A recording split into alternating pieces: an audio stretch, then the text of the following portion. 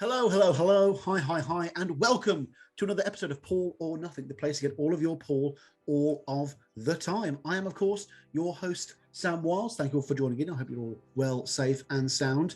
This is a bit of a guerrilla one today, folks. This is a bit impromptu. Not that this wasn't planned. It was meant to be done a different way originally, but we do the best we can here at Paul or Nothing. And what we're going to be doing, we're going to be a little impromptu episode to keep you all up to date with the hottest ticket in the Beatle world right now. And that, of course, is Mark Lewisohn's Evolver, aka the iconic author's new lecture tour. If you remember, you'll know that we covered Lewisohn's last tour, Hornsey Road.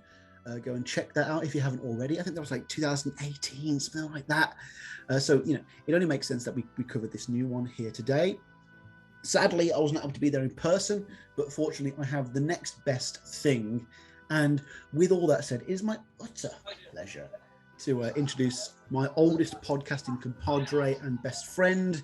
He's the host of Battle Rap Resume and Alpha Metallica, two podcasts I've talked about ad nauseum, as well as The Royal Ramble for any of you Royal Family fans out there. Go and check that out. Everyone, please welcome, you know who he is by now. It's Mr. Tom Quee. What's going on, bro? Sam, hey everyone. Great to be here. And yeah, as you say, literally like 3 or 4 hours ago, I saw Mark Lewisohn. I saw him do what he does best out there, the fifth Beatle, as I regard him. And it was truly a pleasure. So yeah, great to be back on as always. I mean, yeah, we've spoken at length for so many good records and The Family Way, etc., which I was just speaking about earlier, actually, with the guy I took to the Lewisohn thing. But Sam, no, great to be here, and you know, I feel like I owe you guys a scoop because when Hornsey Road happened, I couldn't be there, and I think you and a talented gentleman I forget the name of, you did an episode sort of recapping it because you had that privilege. So just returning the fab favor, you know. No, I'm glad you went. I mean, folks, just to peel back the curtain. Oh, this is bad. This is bad. There was a rail strike here in the UK. I don't travel well. I didn't want to go on a coach for however many hours you did. My friend Tom was more than willing to go on my behalf. I was on the coach for 3 hours. Yeah, it was fine. I actually edited a podcast for the coach.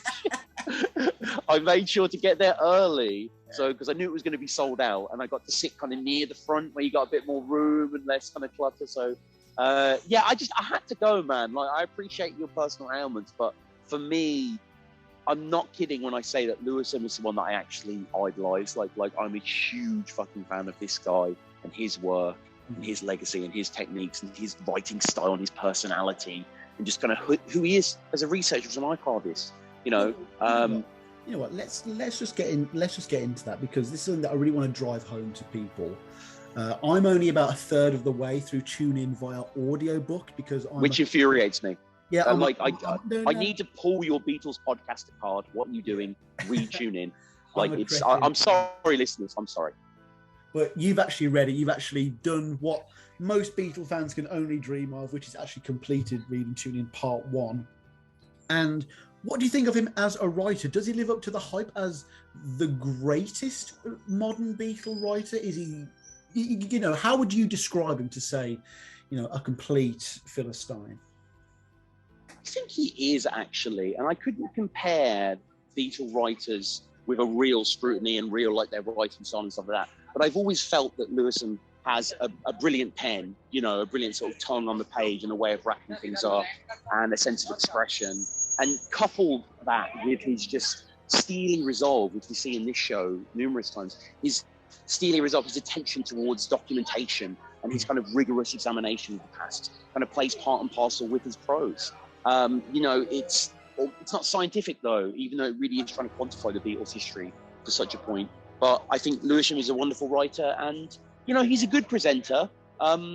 We'll get to it in the main review. I'm not trying to tease it. I think he's a bad presenter, but a few points to be made.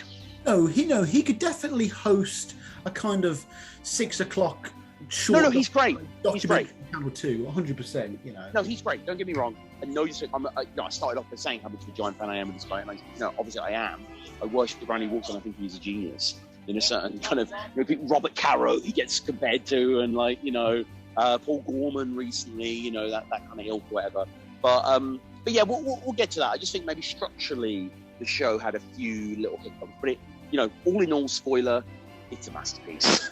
And there's no way that if you listen to a fucking Beatles pod that you're not gonna love the bones of this thing. And like, my mouth was watering at some of the anecdotes that I know are real, that I know are insights into a world that I don't know, because I trust Lewisohn, and they just delivered in such a way as well.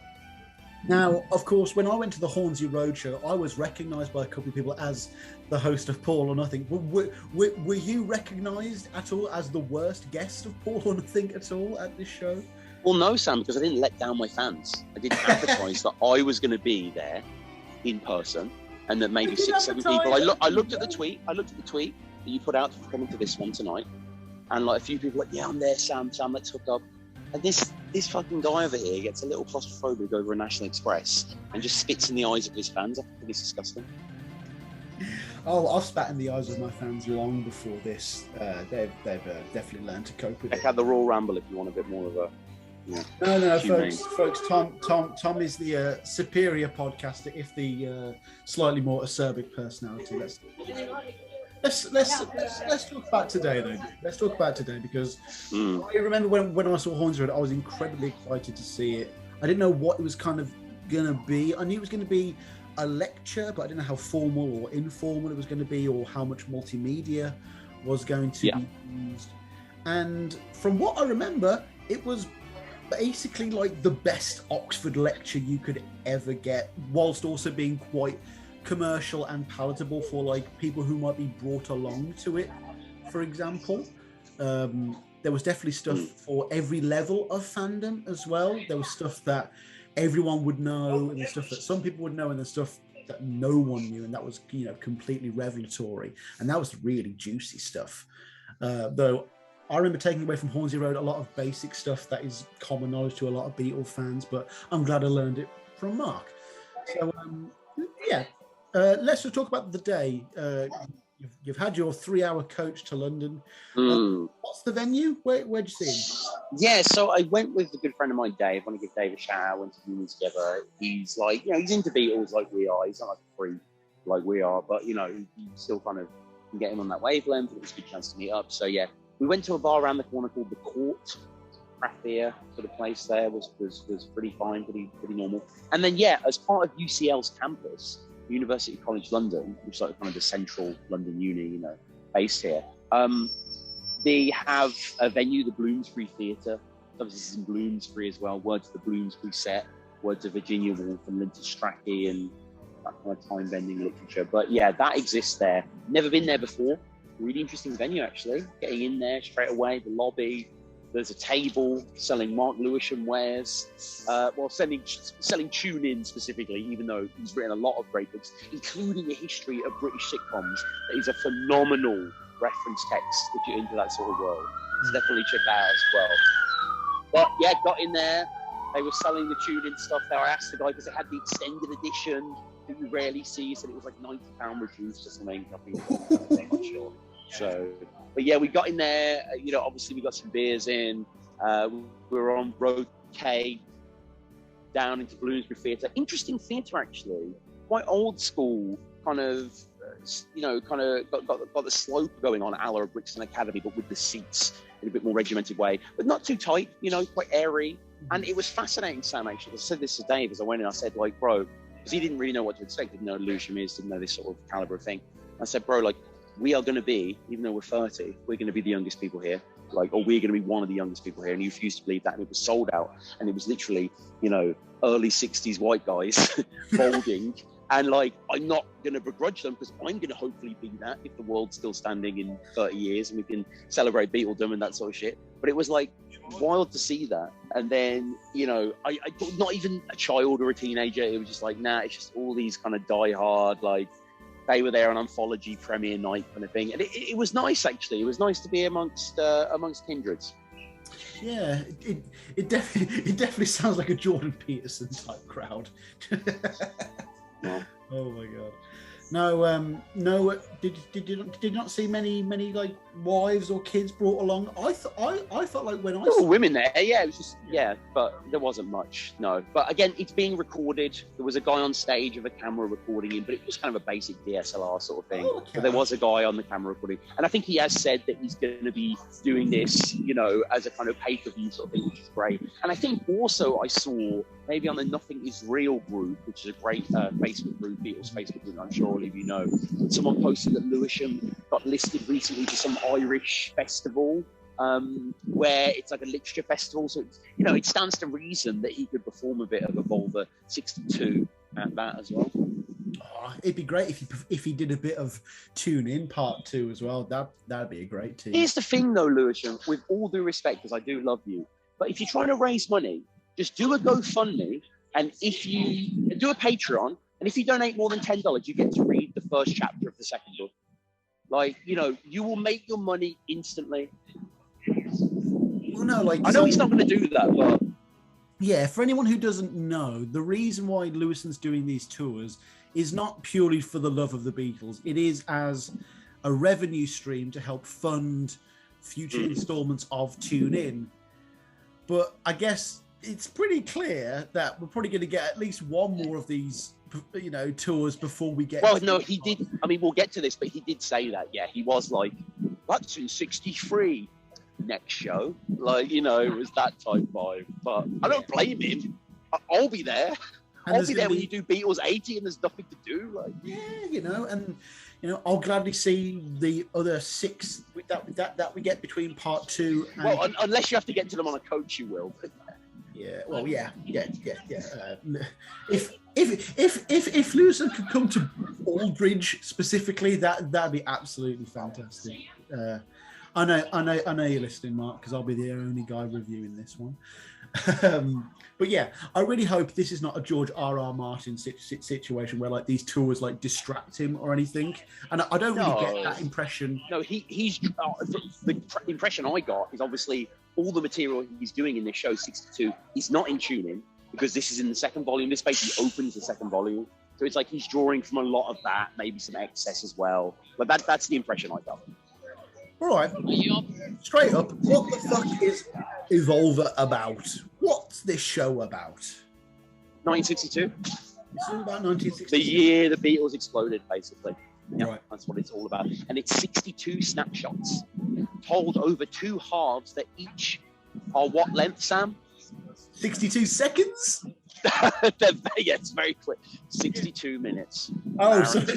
I'm sorry. I thought each 62. Yeah, sorry. Yeah. Yeah, but there's no timer on stage or anything, so it's not, but it is very quick fire, almost to its detriment. And that again is something that I want to just say, whilst also being like, this is an incredible show. Don't get me wrong, I love this show.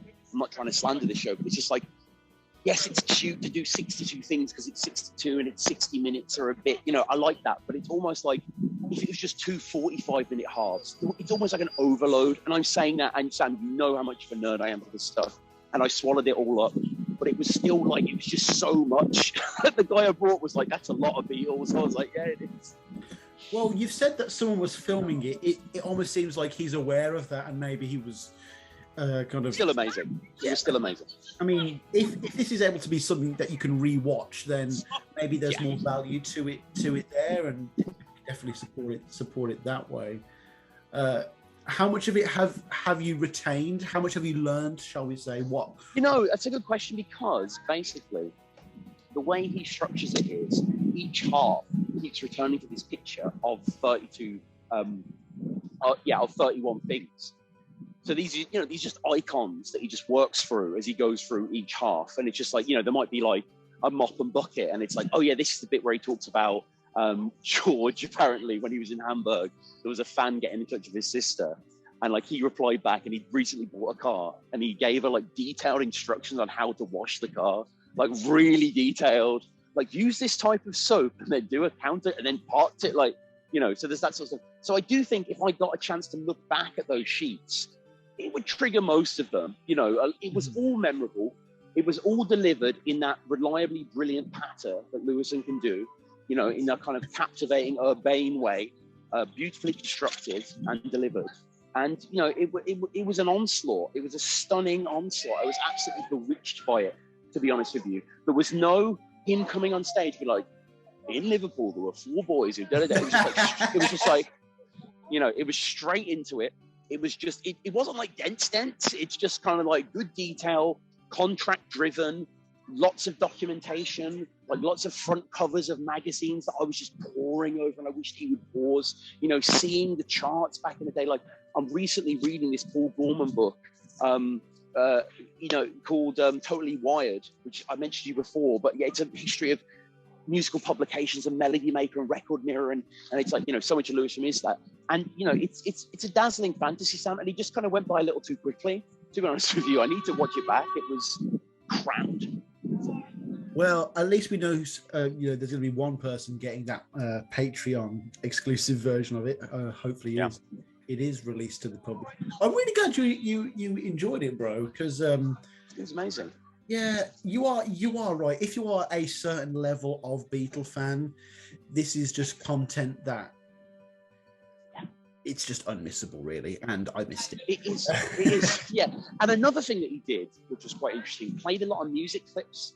Okay. Played a lot of like, you know, here is the sort of, you know, the Motown and all that sort of stuff that they were listening to, and kind of punctured a lot of myths as well. He did that a lot. Like, he basically said that, you know, the general party line is that, oh yeah, the Beatles, they got all their records off the sailors, you know, the docks on the Cunard or whatever, which, you know, is romantic as fuck. That's a standard thing that we all know. Yeah. It ain't that. It ain't that. Sam, I've got 4 letters for you. NEMS. That's where they went. That's where they went to the listening groups and such. But yeah, so you know, it goes through that, and in doing so, he plays a lot of songs as well. And you'll say, like, this is from this label and this is the American label and stuff like that. And there's just little things as a Beatles nerd, like we all are, that just kind of like caught my ear. He speaks about Arthur Alexander. Oh. So you know Arthur Alexander, right? The writer. No, he's just like a musician. He's like an American, you know, musician. Like, isn't he like credited for like? Did he do one of the songs that the Beatles covered or something? Well, yeah, he did many. He did loads of them, and Lennon was a huge fan. But yeah, basically, you'll know, Sam. One of my favorites is "Please, Please Be Anna" is Arthur Alexander song. Yeah. So, you know, and they just play certain stuff like that, and it's like they played like little Buddy Holly things and whatever. And I'm like, every time I was like, I've heard this on Live at the BBC, like Youngblood and like all the old, like all the great fucking rock they used to play. Like, you know, it's just so addictive.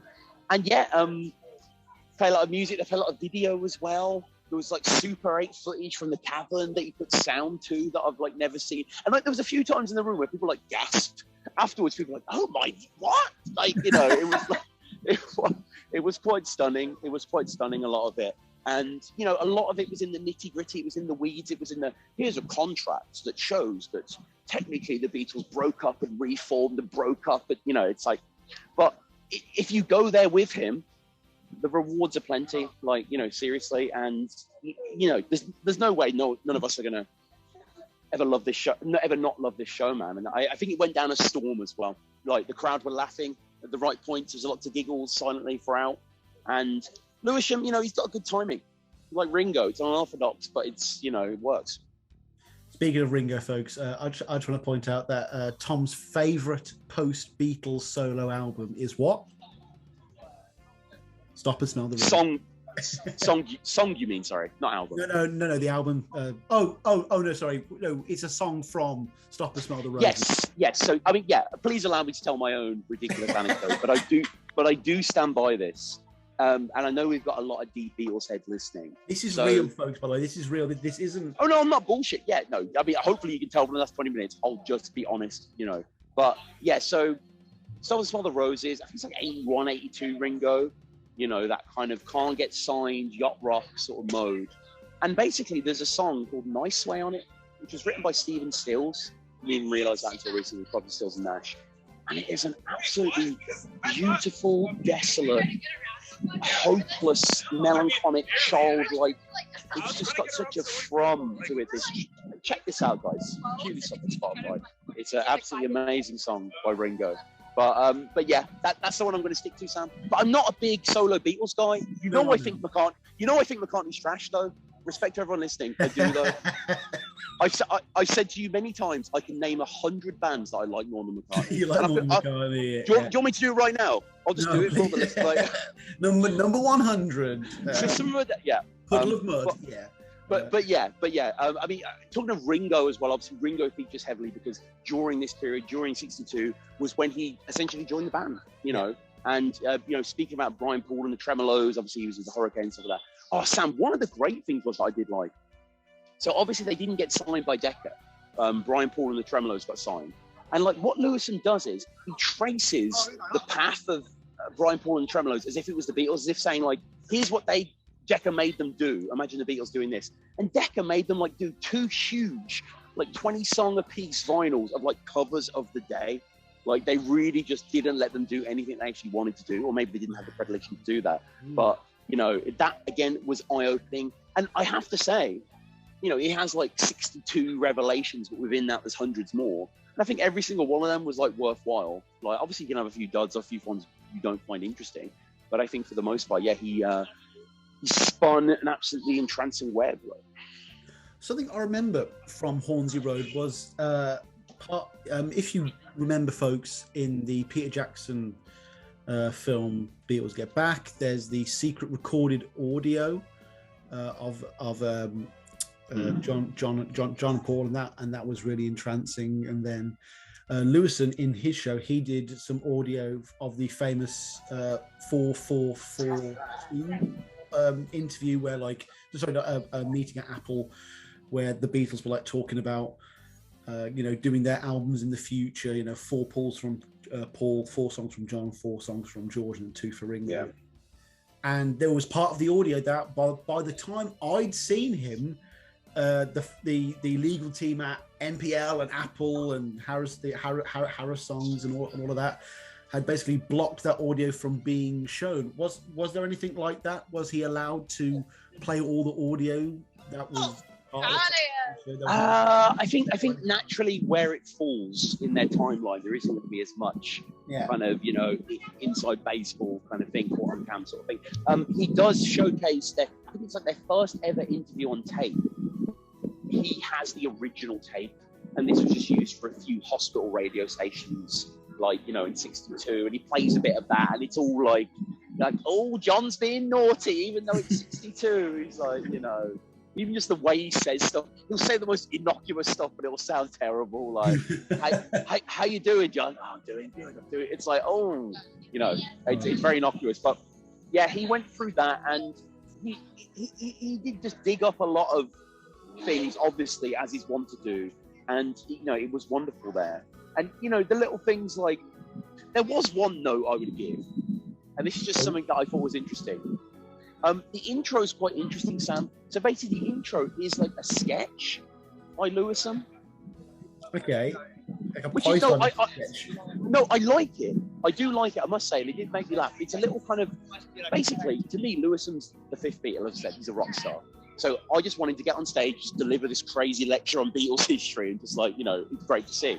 But yeah, basically, essentially what happens is, he comes on stage, he likes to go down, music goes down, he comes on stage, he's got like a desk, he's got like a, file of facts and a chest of drawers or whatever.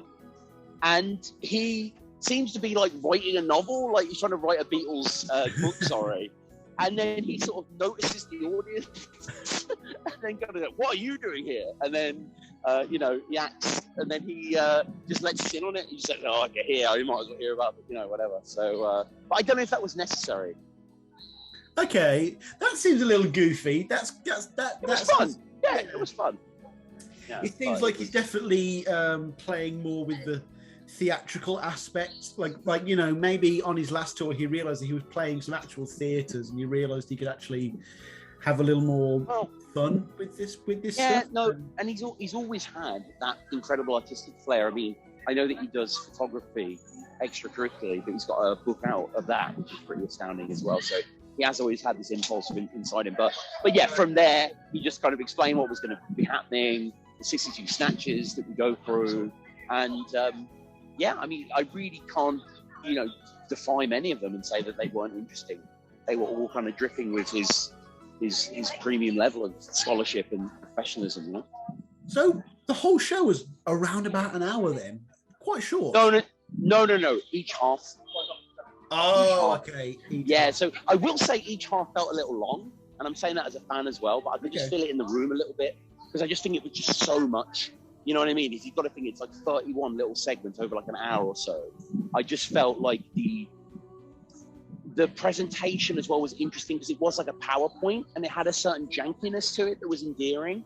But it was just, Mark would sometimes do the wrong slide, or not, he'd sometimes say like, do we have a close-up of this? And they wouldn't have, so that was kind of interesting as well. But it didn't really distract, I must say. Like, I think all in all, it still was just pretty spellbinding. I mean, if you had to put a red pen to it and be the editor, would you have trimmed it down to say 25 things and maybe no interval? Well, it's like I said earlier, it's 62, so you feel obliged to do 62 things because it kind of fits anyway, and it's a nice challenge, and I get it. But yeah, I think ultimately, if it was just 20 things, 40 things maybe, I know people like to have these nice symmetries for marketing purposes. And this also sounds like Mark Lewisohn's White Album. There are going to be people forever going, what if this, Evolver was just one disc? Well, you say that, but won't he not do 63 for the next show? Like, I think it'll just get longer and longer. Even longer? Each one's going to be... That's what I'm saying. Yeah. That's what I'm saying. So I don't think he's even indulging himself there. I think, unfortunately, it's just I don't know. But, it was a fantastic show, Sam. It really was. And I think everyone listening owes themselves to check him out when it is released. I've got a horrible feeling you're about to tell me that you didn't stay for a meet and greet. I didn't actually. I got out of there. There was a lot of people in the lobby congregating around the book, around the table, clearly waiting to meet Mr. M out himself. But no, I got out of there fairly quick time. Yeah. No, there are a couple of Paul or Nothing fans who are listening right now. Hey Andrew, how you doing, bro? Yeah, they probably definitely stay behind. You better have mentioned him. What I'm taking away from this is that why am I supposed to meet them? I don't know who they are. You need to tell Lewis that we were the hosts of the Beatles backwards, the greatest Beatles podcast that never. I have no evidence for it, but I'm sure Lewis hates you. I don't know why. This ne'er-do-well, this McCartney fraud. No, look, Lewis. The only reason Lewis doesn't want to come on the show is because I want to talk about his time at MPL in the 80s. Like I don't want to talk about Tune In. I want to talk about obscure 80s McCartney trivia. Oh my god, that's what I want to know about. He goes on any program, bro. Like, he should have been on yours by now. No, there's a whole YouTube archive of like millions of shows he's done. He did one in South Sudan. I've been blackballed by Lewisohn, by Hepworth. You're like the Lewisohn of kind of Apple. Not even Danny Baker will come on my show anymore. Talking of celebrities, there was a Beatles adjacent celeb there in the audience. Can I have a clue? He's a presenter. I think he's been on Virgin Radio. I think he's on the Big Breakfast at a certain time. Oh, go on. No. Who is it? What's his name? Ian Lee, is it? Or what's his name?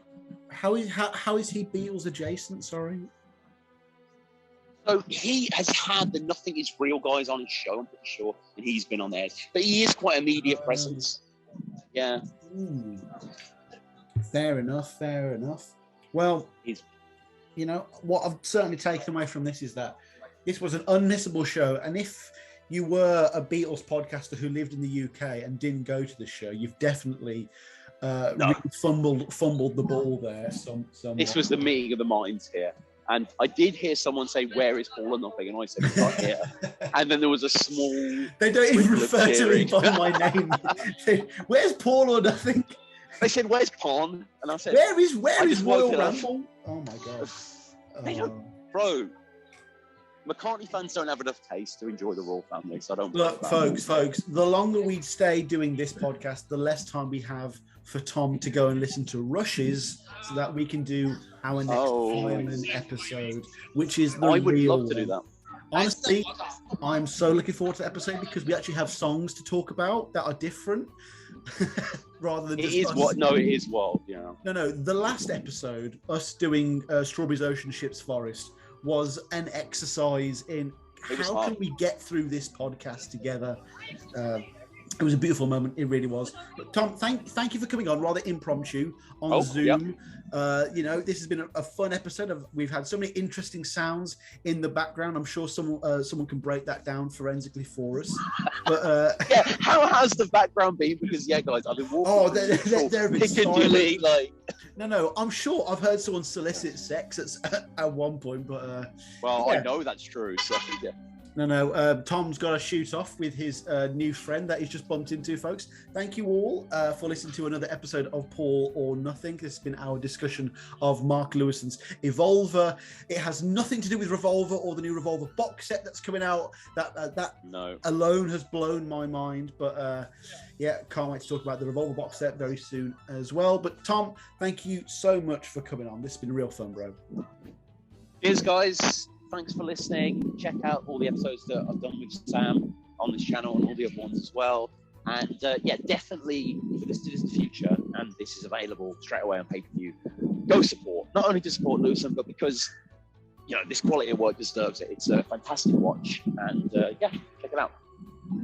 Everyone, this has been our coverage of Mark Lewisohn's Evolver. If you've still got a chance to buy tickets, I would urge you to go out and do so. No, there's no way, dude, because it's like today. It's like, so that's why I said pay-per-view. Well, no, like, isn't it a tour around the country on the other days? No. This is just how are you so misinformed as a Beatles podcast? Oh my, I'm sorry. But like, Hornsey Road had like 20 days. Hornsey Road was, but if you read the press release, you know that it's doing 3 days. But it's all good. Everyone, this has been Paul or Nothing. Do not listen to any of Tom's shows. He's at his best when he's on here, when I'm in control. Thank you very much, everyone. Peace and love. No more autographs. Play us out, Denny.